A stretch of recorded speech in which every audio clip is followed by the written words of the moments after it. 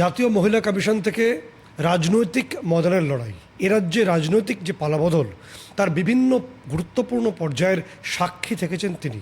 আজকে সিএন পডকাস্টে আমাদের special guest doctor অর্চনা মজুমদার। দিদি, অনেক স্বাগত আপনাকে। নমস্কার। দিদি, আপনি পূর্বাঞ্চলীয় স্বাস্থ্য অধিকর্তা ছিলেন, স্বাস্থ্যক্ষেত্রে আপনার একটা ভালো বিচরণ, আবার রাজনৈতিক ক্যারিয়ার বা রাজনেত্রী হিসেবেও। তো কোনটা বেশি চ্যালেঞ্জিং আজকের প্রেক্ষাপটে দাঁড়িয়ে? এখন জীবনটা শুরু করেছি একজন ডাক্তার হিসেবে, একজন গাইনোকোলজিস্ট হিসেবে। প্রচুর পেশেন্ট প্র্যাকটিস বা মেডিকেল লাইফের ভেতর দিয়ে জীবনের মোস্ট অফ দ্য বড় সময় পাস করছি। একটা সময় বা কেন্দ্রীয় সরকার ইউপিএসসি ক্যাডার ছিলাম এবং হাইয়েস্ট অ্যাডমিনিস্ট্রেটিভ গ্রেডে একটা পোস্ট থেকে আমি চাকরি চলাকালীন আমার মনে হয়েছিল যে পশ্চিমবঙ্গের প্রেক্ষাপটে যদি কিছু মানুষের জন্য করতে হয়, পাবলিক হেলথ, চাকরিতে থেকে করতে পারছিলাম না। মানুষের যে স্বাস্থ্যের যে গ্যাপ, যারা সরকারি ব্যবস্থার মধ্যে যে মানুষগুলো থাকে, গরিব মানুষ, সাধারণ মানুষ, তাদের চিকিৎসা ব্যবস্থা, হাসপাতালগুলোর অবস্থা, মানুষ আর প্রজেক্টের মধ্যে যে গ্যাপ, সেটা কিছুতেই আমার মনে হচ্ছিল না একজন ডাক্তার হিসেবে বা একজন গভর্নমেন্ট সার্ভেন্ট হিসেবে আমি ফিল আপ করতে পারি। তাই জন্য আমি বিআরএস নিয়ে একটা সুন্দর সম হেলথ বন্টন, স্বাস্থ্য বন্টনের ব্যবস্থার কথা ভেবে বিজেপিতে এসেছি। 2021 ভোট লড়েছিলাম। তার আগে না, এই যে রাজনীতির মধ্যে পা রাখলেন, আপনি এই পা রাখার পরে রাজনীতির মধ্যে আসার পরে আপনার কোনটাকে বেশি বেশি টাফ, মানে চ্যালেঞ্জিং বলে মনে হয়েছিল? আগের যে পেশাটা, চাকরি? বুঝেছি না। দেখুন, ইউপিএসসি পরীক্ষা সবসময়ই কঠিন, পড়াশুনো করতে হয়। এটা যদি ডিফারেন্ট জনার ছিল, একটা ডিফারেন্ট, কিন্তু মাসের একদম প্রথম তারিখে ব্যাংক ব্যালেন্স একটা মোটাসোটা এসে যেত। পয়সার জন্য ভাবতে হয়নি, কেরিয়ারের জন্য ভাবতে হয়নি, বা পেশেন্ট দেখার সময়ও প্রচুর সাকসেস পেয়েছি। রেপিউটেড গাইনোকোলজিস্ট হিসেবে সারা রাজ্যে নাম ছিল। সেই জায়গার থেকে রাজনীতিতে এসে তো ভলেন্টারি সার্ভিস, কিন্তু চাকরির পয়সার কথা বাদ দিয়ে একটা অন্যরকম চ্যালেঞ্জ, যে মানুষটা ধরুন নর্থ বেঙ্গলে তার রোড ট্রাফিক অ্যাক্সিডেন্ট হয়েছে, সেখানে কোনো স্পাইনাল সার্জারি নেই আমার রাজ্যে, সেইখান থেকে মানুষটাকে নিয়ে আসতে আসতে রাস্তায় মারা গেল, কিছু করতে পারলাম না। এরকম বহু কেস দেখেছি। বার্ন পেশেন্ট সেকেন্ডারি ইনফেকশনে মারা যাচ্ছে, ফ্লুইড ইলেকট্রোলাইট ইমব্যালেন্সে মারা যাচ্ছে। আমাদের প্রপার বার্ন ইউনিট নেই। আপনি একটা সাপে কাটা স্নেক বাইটের ভেনম প্রপার সব জায়গায় পাওয়া যায় না, বা ডাক্তার সেরকম থাকে না। প্রাইমারি হেলথ সেন্টারে যে করাপশন ছিল, ডাক্তারই নেই, গ্রুপ ডিদের দিয়ে কাজ চালানো হচ্ছে। এই যে স্বাস্থ্য ব্যবস্থার মধ্যে গুণ ধরা, এই জায়গার থেকে লড়তে গিয়ে আমার মনে হয়েছে রাজনীতিতে এসে এটা তৈরি করতে গেলে সরকার বদলাতে হবে। আমার টার্গেট ছিল যে কোনো মূল্যে সরকার বদলাতে হবে। আমাকে দায়িত্ব দেওয়া হয়েছিল হেলথ সেলের। আমি দীর্ঘ 2 বছর কাজ করেছি, স্বাস্থ্যের পরিষেবা দিয়েছি, কাজ করেছি নানান জায়গায়। মেডিকেল ক্যাম্প প্রায় 630টার উপরে ক্যাম্প করেছি সারা পশ্চিমবঙ্গে, নিজের ইনিশিয়েটিভে করেছি। নানা ধরনের বিজেপির ভেতর থেকে হেলথ সেল রিস্ট্রাকচার করা কাজ করেছি। তার পরবর্তীকালে আমি যখন দেখলাম আমাকে ন্যাশনাল কমিশনে মহিলাদের অবস্থা আরও খারাপ, আমাকে এনসিডাব্লিউতে দেওয়া হলো কাজ করার জন্য। আমার অনেক দিনের টেনিওর, কিন্তু যখন ভোট এসে গেল আমাকে একজন ঊর্ধ্বতন নেতা বললেন যে বাংলায় পরিবর্তন আনতে যে আপনি চাইছেন, বাংলায় বসে কাজ করুন। আমি বিনা বাক্যপাঠে ছেড়ে চলে এসেছি, শুধুমাত্র পশ্চিমবঙ্গে বিজেপি সরকার এবং মানুষের সরকার করার জন্য।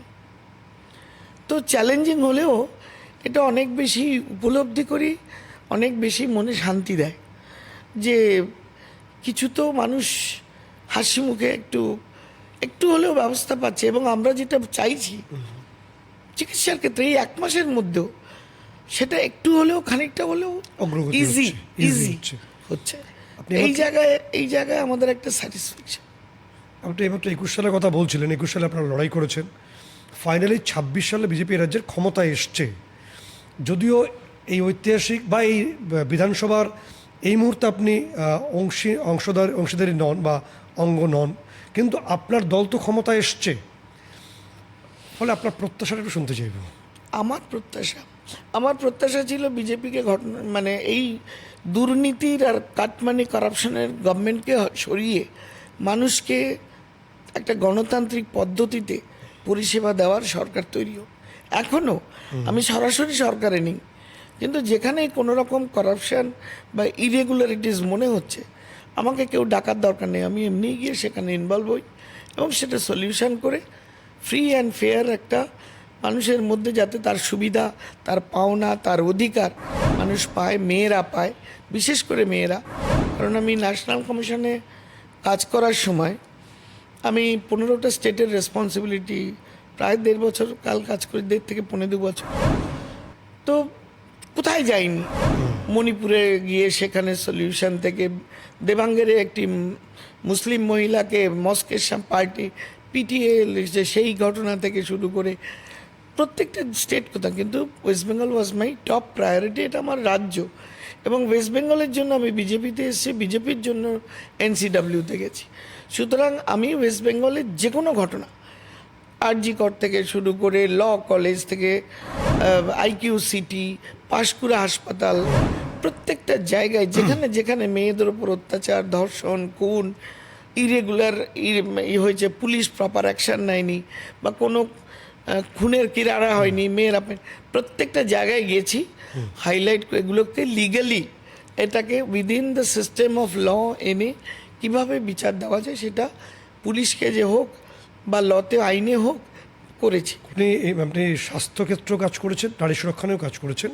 এই মুহূর্তে রাজ্যের ক্ষমতায় বিজেপির মানে সরকারে এসে কি লক্ষ্য বলে মনে মানে যে প্রশ্নটা আসে যে নারী সুরক্ষা এবং স্বাস্থ্যক্ষেত্র ঠিক লক্ষ্যটা কি, কোন মিশনে এগোতে চাইছে?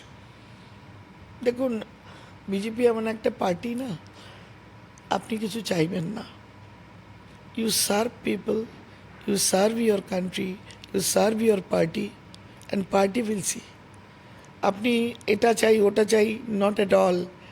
আমি কতখানি আমার যোগ্যতা, আমি কতটা পার্টির কাজে লাগবো, তার উপর নির্ভর করছে পার্টি আমায় কোন কাজে লাগাবে।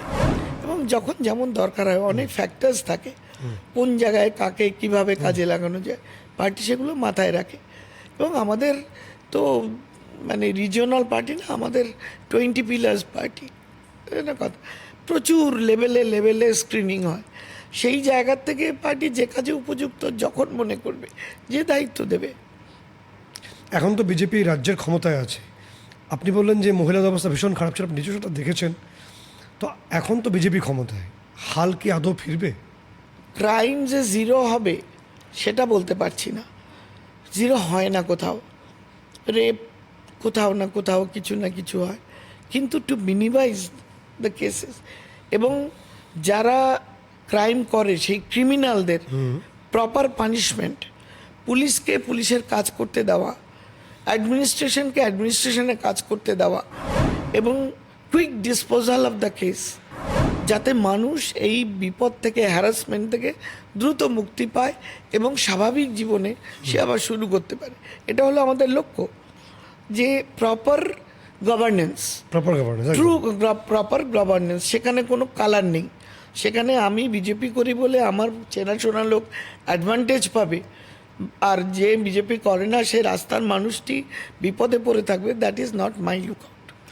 আমার পরিষ্কার কথা, যেখানে যে ফিল্ডে দেবে, আমাকে মেডিকেল ফিল্ডে কাজ করতে বলুক, আর আমাকে ওমেন এম্পাওয়ারমেন্টের ওপর দিক বা সিকিউরিটি, সেফটি, মানে মেয়েদের সম্মান এইসবের ওপর যে ফিল্ডে দিক, আমার কাছে people first, nation first, party first, তারপরে নিজের কথা ভাববো কি দিল না দিল। দেখুন, আজকে আমি 2021 ভোটে লড়েছি, কিন্তু তার আগে চাকরিতে ছিলাম, আমি পাবলিক সার্ভিসটা আমি করতাম, মেডিকেল ক্যাম্প করতাম, এই করতাম। তো সেই জায়গার থেকে আমি এইটা বুঝেছি যে মানুষের, আমার আজকে কোনো পদ নেই ফর দ্য ডে, আজকে কোনো পোস্টে নেই, পলিটিক্যাল পোস্টও না, গভর্নেন্সের পোস্ট নেই, কিন্তু আমার কাছে দিন গেলে সকালবেলা বাড়িতে অন্তত 20টা মহিলা আসে, কিছু না কিছু অসুবিধা, কোনো না কোনো জায়গায় বিচার পায়নি, কোনো না কোনো জায়গায় আটকে আছে, কিছু না কিছুভাবে তাকে আমি একটু হাত বাড়াতে পারি, তো সেই কাজটা আমি আপনার করি। কোন সত্তাটা কাজ করে, সেই চিকিৎসক সত্তা নাকি রাজনৈতিক নেত্রীর সত্তা এদের সাহায্য করার ক্ষেত্রে? এটা আলাদা First, হয় না। যখন মেডিকেল হেল্প চাইতে আসে, সারাদিন রাত্রি 12টায়ও আমি পেশেন্ট ভর্তি করা, কার সিটি স্ক্যান করা, কার কেমোথেরাপি দেওয়া, কার পয়সা নেই জোগাড় করা, টাটার সঙ্গে জুড়ে দেওয়া, কি ইয়ের সঙ্গে আপনাদের যে আমাদের ন্যাশনাল ক্যান্সার ইনস্টিটিউটের সঙ্গে জুড়ে দেওয়া, কি কোনো পেশেন্টের রেডিওথেরাপি হচ্ছে না, কোনো পেশেন্টের বাচ্চার পিডিয়াট্রিক সার্জারি, এই যে কেসগুলো সব সময় রাউন্ড দ্য ক্লক আমার কাছে আসতে থাকে। এবং বললে বিশ্বাস করবেন না, এত ডাক্তার, এত নীতি হয়েছে আমাদের সরকার, কোনো অসুবিধা নেই, কিন্তু মানুষ না একটা কেমন যেন মনে করে অর্চনা দিকে বোধহয় একটা ফোন করলে আমাদের কাজটা সহজ হবে, যেমন আই ডু ইট। আমি করতে একটা আস্থার জায়গা নাকি? আস্থা না, ভালোবাসার জায়গা বলতে পারেন। আস্থা কতটা দিতে পারি আমি জানি না, কিন্তু চেষ্টা না, আস্থা দিচ্ছেন বলে তো মানুষ আবার ফিরে আসছে আপনার আজ কাছে। প্রতিদিন সে ব্লক লেভেল থেকে, মণ্ডল থেকে, জেলা থেকে, সারা রাজ্য থেকে। আমি সন্দেশখালির 2 মহিলা, দুজনেই ট্রাইবাল, একজনের হয়তো জমি টমি কিছু ইস্যু হবে পার্সোনাল, কিন্তু একজন ডিপ্রাইভড আর একজন সেই কমপ্লেন আসছে, সে তাদেরও ফোন করে বুঝিয়ে, পুলিশকে বলে, লোকাল ছেলেদের পাঠিয়ে, পার্টির ছেলেদের পাঠিয়ে সামহাউ একটা অ্যামিকেবল জায়গায় আনা, এই কাজটা করতে হয়। এটার জন্য পদ লাগে না, এটা বিজেপির কাজ। আপনি একটু আগে বলছিলেন যে ভালো কাজ করলে বিজেপির তরফে সেটাকে স্ক্রিনিং করা হয়। আপনি বলছিলেন যে আপনার পদ নিয়ে আপনি কাজ করে যাচ্ছেন, তাহলে কোথাও কি বিজেপির একটা অদৃশ্য শক্তি আছে যারা এটাকে অবজার্ভ করে? সেই অদৃশ্য শক্তিটা কীভাবে কাজ করে?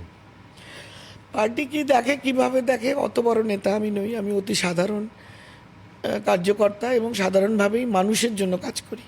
আমার যে আসে আমার কাছে, আমি যে খুব বড় বড় বিশাল কিছু করি তা নয়, কিন্তু তারা উপকার পায়, এবং গ্রাউন্ডের মানুষ আমার কাছে আসলে তারা একটা নিরাপত্তা বা নিশ্চিন্ত ব্যাপার, যে দিদি দেখছে যখন আর এর মধ্যে অসুবিধা হবে না, যেমন যখন আপনি করে আমাদের যাচ্ছেন কাজই তো এই। কাজী, একটা বিষয়, আপনি Panskura hospital, Kasba law college, একাধিক জায়গায় যখন নারী নির্যাতন ঘটেছে আপনি ছুটে গেছেন, আমরা সেটা দেখেছি। তো আজকের সময় যখন আমরা পডকাস্টিং করছি, সেই সময় দাঁড়িয়ে সেই ইউএসপি, সেই ব্যাপারটা কি এখনো একই আছে দিদি? মানে হলে আপনি ছুটে যাবেন? দেখুন, আমার কাছে কোনো মহিলা কোনো যদি বিপদে থাকে, আজকে আমি মহিলা কমিশনে এসেছি 2024-এ, 2019-এ মুর্শিদাবাদের নদীর চরে 2 16 বছরের মেয়ে ভেসে এসেছিল, জামা কাপড় ছিল না, দুপাট্টা ছিল, আপনারা কেসটাকে অনেক দেখিয়েছেন। সেই রাত্রিবেলা, সেই দিন আমরা হাঁসখালি করে ফেরত এসেছি, হাঁসখালির ঘটনাটা করে টোরে পৌঁছেছি বাড়িতে, এই খবরটা পেয়েছি রাত্রিবেলা, সারা রাত গাড়ি চালিয়ে আমি, মাহফুজা দি, আপনারা জানেন না, সেখানে গিয়ে সেই মেয়ে উদ্ধার, তার পরিচয় আইডেন্টিফাই, তার বাড়ির লোক, তার রেস্কিউ, তার পোস্টমর্টম, তার যা যা করণীয় সমস্ত করেছি। এটার জন্য কিন্তু আমাকে কেউ দল কোনো আলাদা করে বলেনি যে ওই জায়গায় গিয়ে ওই মহিলাটাকে তুমি রেস্কিউ করো। ইট ইজ মাই ইনার, ভেতর থেকে আমার মনে হয় যে আমি তো অনেকটা ভগবানের কাছে পেয়েছি, ডাক্তার হয়েছি, এস্টাবলিশড হয়েছি, ফ্যামিলি ভালো, ছেলে মেয়েরা মানুষ হয়ে গেছে। এই জায়গায় দাঁড়িয়ে জীবনে আমার মনে হয় সমাজকে দেবার জন্য আমার কিছু কাজ আছে। প্রাক্তন মুখ্যমন্ত্রী তো নিজে মহিলা ছিলেন, তো আপনি নিজে জাতীয় মহিলা কমিশনে যুক্ত ছিলেন, তো ওনার সময় এইভাবে মহিলাদের বিরুদ্ধে ক্রাইম রেটটা বেড়ে গেল, তো সেটা কোনো মানে সাযুজ্যতা খুঁজে পেয়েছেন বা কার্যকরণ কিছু খুঁজে পেয়েছেন? কার্যকরণ হলো মহিলাই ছিলেন, জেলায় সেই মহিলা তো ডেফিনেটলি ছিলেন।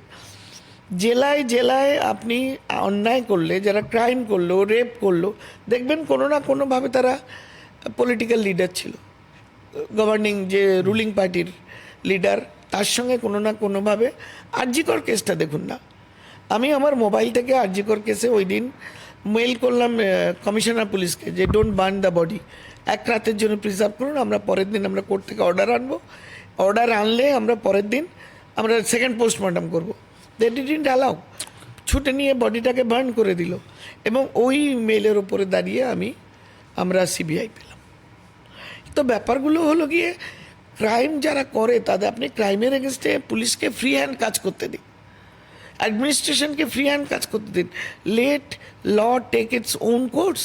সেটা না করে আপনি অফিসার বদলি করবেন, একে ধমকাবেন, ক্রিমিনালদের ছেড়ে দেবেন, পালিয়ে যেতে হেল্প করবেন, তাহলে কি করে ক্রাইম রেট কমবে?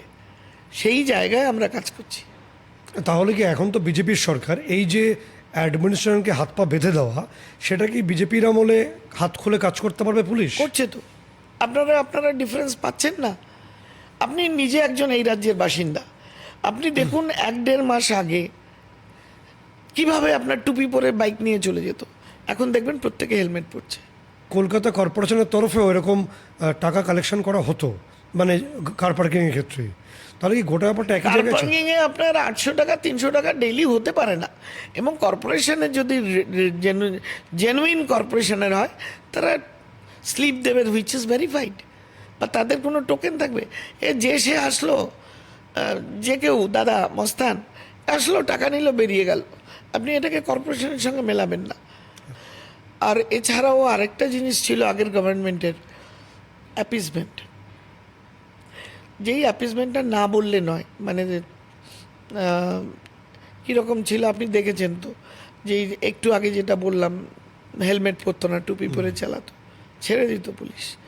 আপনার পুরো আমাদের ওয়েস্ট বেঙ্গলের যে বাজেট, সেই বাজেটের 1/3 মাইনরিটি ডেভেলপমেন্টে যেত। যে টাকার আজ পর্যন্ত না কোনো এগুলোর অডিটিং হয়েছে, না কোনো কোন খাতে কে গেছে, অন্তত আমরা সাধারণ মানুষ আজ অব্দি জানতে পারি না।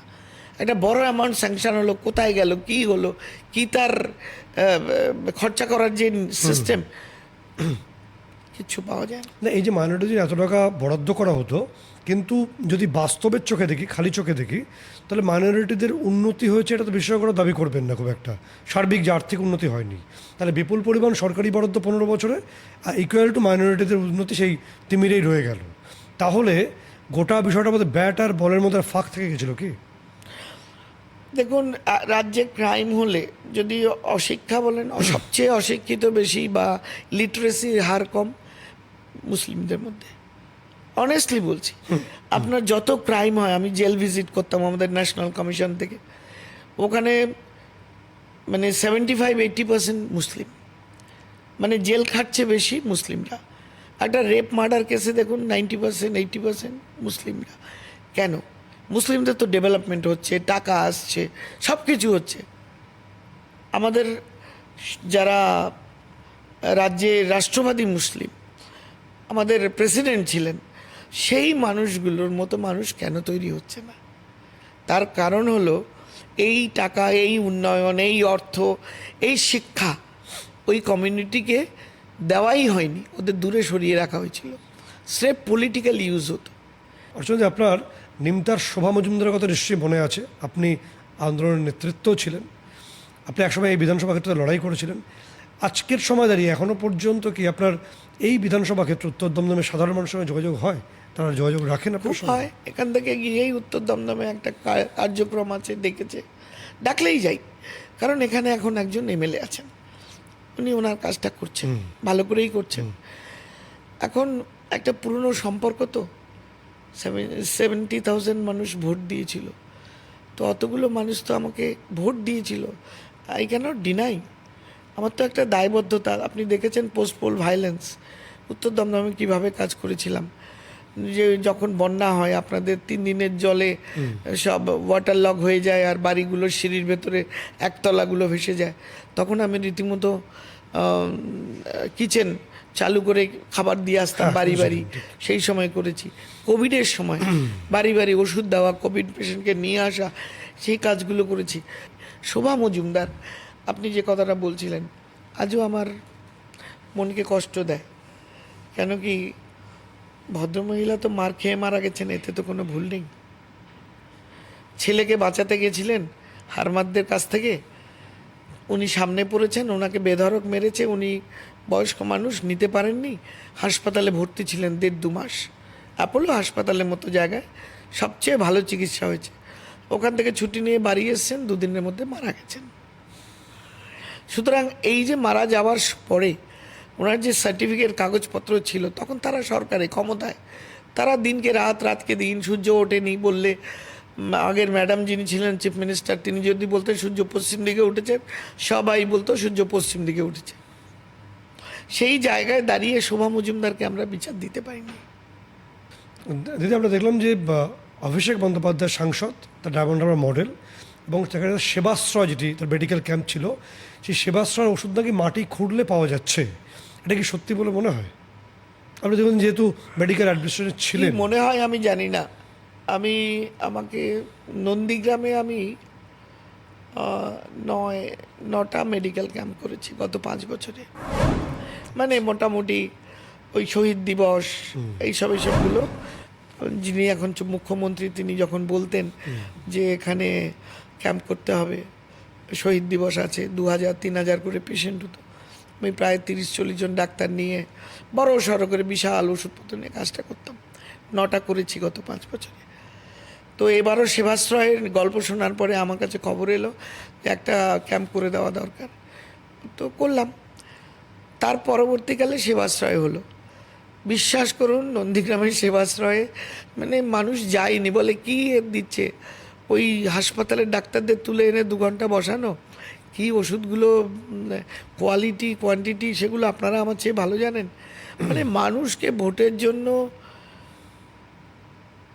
কি ভাষায় বলবো, টুপি পরানো, এই কাজটা সেবাশ্রয়ে হয়েছে। সত্যিকারে মানুষের উপকার হয়েছে বলে আমার মনে হয় না। নন্দীগ্রামের মানুষ, যেখানে আমি directly I was in fight with সেবাশ্রয়, কারণ আমার ব্র্যান্ডে 9টা ক্যাম্প, আর ওদের সেবাশ্রয় 1 মাস, দুটোর একটা, যার জন্য উনি ওখানে ঢুকতেই পারেননি, যুবরাজ। আপনি এইমাত্র বললেন যে বর্তমান মুখ্যমন্ত্রী শুভেন্দু অধিকারী, তার একাধিক মেডিকেল ক্যাম্প আপনি সামলেছেন, সেটা দেখেওছি সেই ছবিটা। এবং পরবর্তী সময় আমরা দেখেছি যে বিজেপির জাতীয় বা রাজ্য স্তরের সমস্ত কর্মসূচিতে আপনি সরাসরি প্রম্পট আপনার প্রেজেন্স। তারপরেও একটা ঐতিহাসিক জয়, সেই জয়ের আপনি অংশীদার হতে পারলেন না সরাসরি। এটা কখন আপনি কি মানে ডক্টর অর্চনা মজুমদার রিয়ালাইজ করে, ভাবে এটা কখনো, ভাবনায় আসে কখনো?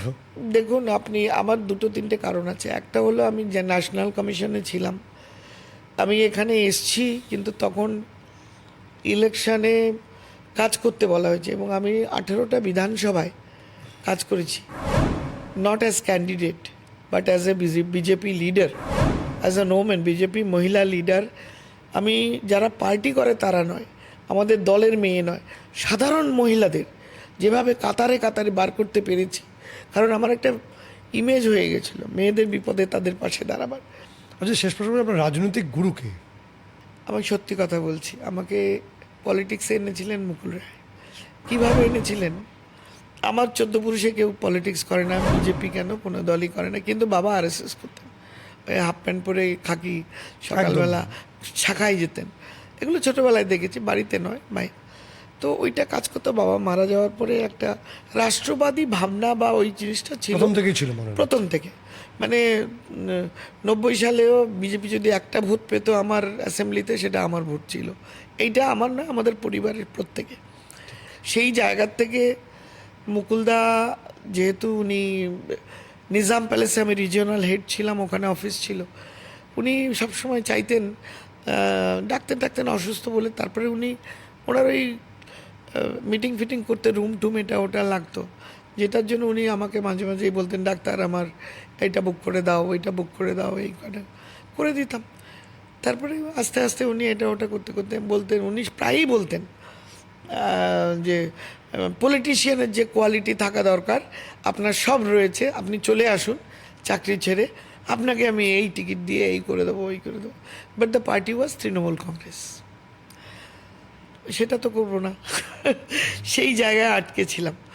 তারপরে যখন উনি বিজেপিতে চলে এলেন, একদম সব ছেড়ে চোখ বন্ধ করে বিজেপিতে চলে এসেছে। গুরু বলবো না, কিন্তু ওনার পাশে বসে বা কাছে থেকে আমি যেগুলো দেখেছি, শিখেছি, অনেক কিছু শেখার আছে। শিক্ষণীয় একটা পরিষ্কার এবং অকপট স্বীকারোক্তি ডক্টর অর্চনা মজুমদার, এবং তিনি একটা বেপরোয়া মনোভাব নিয়েই একটা দামি চাকরি ছেড়ে দিয়েছিলেন, এবং ঠিক সেরকম একটা মনোভাব নিয়ে তিনি রাজনীতির আঙিনায় পা রাখেন। এবং তিনি আজও বলেন গর্বের সঙ্গে যে রাজনৈতিকভাবে মানুষের পাশে থাকতে গেলে, সঙ্গে থাকতে গেলে, কাজ করতে গেলে পদের প্রয়োজন নেই, এবং এই আপ্তবাক্য, এই মন্ত্রকে সামনে নিয়েই তিনি এগোতে চান সার্বিকভাবে। অনেক ধন্যবাদ আপনাকে, সিএনকে এবং আমাদের পডকাস্টে আসার জন্য সময় দেওয়ার জন্য। Thank you.